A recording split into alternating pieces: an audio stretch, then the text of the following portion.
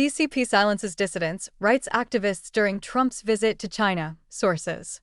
Dissidents and rights activists in various regions of China have been warned by the Chinese regime's police not to accept interviews from foreign media, not to post on overseas social media platforms, and not to leave their homes during U.S. President Donald Trump's visit to China, according to social media posts and Chinese citizens who spoke with the Epoch Times.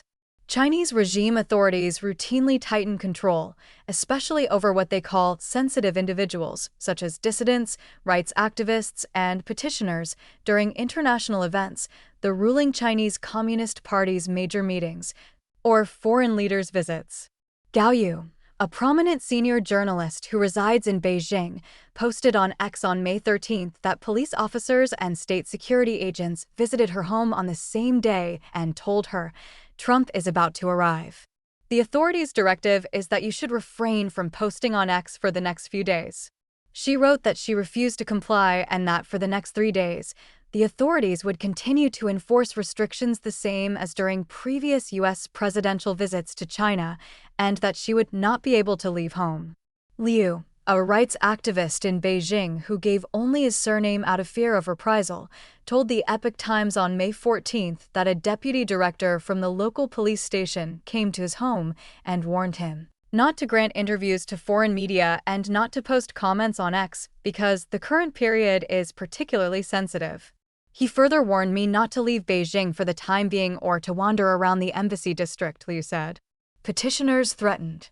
He, a petitioner from Liaoning province staying in Fanghan district on the outskirts of Beijing, gave only her surname out of fear of reprisal.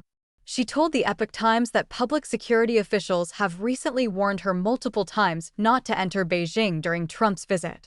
They told me not to go to the National Public Complaints and Proposals Administration to file complaints or not to entertain any thoughts of complaining to Trump, she said, referring to her grievances against local officials. They even warned me that if I were caught entering the city at this time, I would face detention, she said. I told them, "My family's unjust case has remained unresolved despite my appeals to you for more than 10 years. All I want to do is go to the U.S. Embassy to make an appeal and urge Trump to pay attention to human rights in China." The Chinese regime established its petition system decades ago, allowing citizens to submit grievances directly to central authorities regarding local officials. Each year, numerous citizens from across the country travel to Beijing to file petitions. Some even remain in Beijing for years because their grievances have not been addressed by the authorities. Authorities and police in Beijing often harass, detain, and send petitioners back to their hometowns. Local officials also send police or hire guards to intercept petitioners, block their entry into Beijing, and send them to black jails, where they are often beaten or tortured. Gu, a dissident in Shanghai who gave only his surname out of fear of reprisal, told the Epoch Times that online speech in China has been severely controlled. He said that officers from the local police station had already warned him because they had begun preemptive stability maintenance, the CCP's descriptor for its authoritarian approach in sustaining its rule in China, some time ago. They told petitioners in Shanghai not to go to Beijing during Trump's visit, not to cause trouble for the state or for themselves, Gu said. He said that a petitioner from Wuhan told him that she, too, had received a notice from local police warning that if she went to Beijing, she would face 15 days of detention. In severe cases, such actions would be classified as picking quarrels and provoking trouble, resulting in imprisonment, he noted. Is this not tyranny? The vaguely worded charge is often used by the regime to target dissidents and human rights advocates.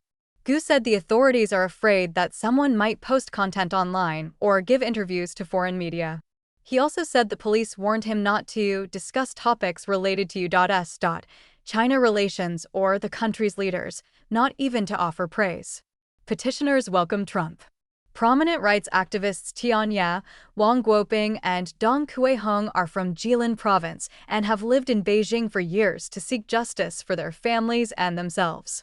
They told the Epoch Times that they arrived early on the morning of May 14th at the Temple of Heaven in Beijing to welcome Trump and urge him to pay attention to human rights in the country. They made a banner, took a photo of it, and shared it with the publication.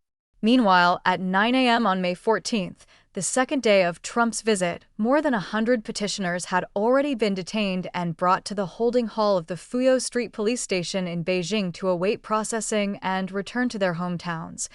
According to Jiang Jiawen, a petitioner from Liaoning province, Jiang told the Epoch Times that the petitioners, despite being detained, were in high spirits, shouting in unison, "Welcome Trump! Long live Trump! President Trump, please focus on human rights in China, and Trump, pay attention to China's political prisoners. In mainland China, we have grievances but nowhere to voice them and injustices for which there is no avenue for redress," said Jiang, who was among those detained at the police station. Many petitioners have traveled thousands of miles to Beijing, braving the risks of interception and arrest along the way, to welcome President Trump, the representative of the free world, and to express our hope that he will pay attention to the human rights situation in China. Wang Xin and Li Shi contributed to this report.